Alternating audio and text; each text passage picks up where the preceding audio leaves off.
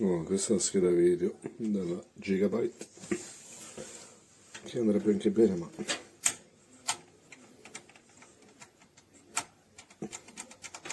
ma sti SSD qui non stanno fissi, non lo so.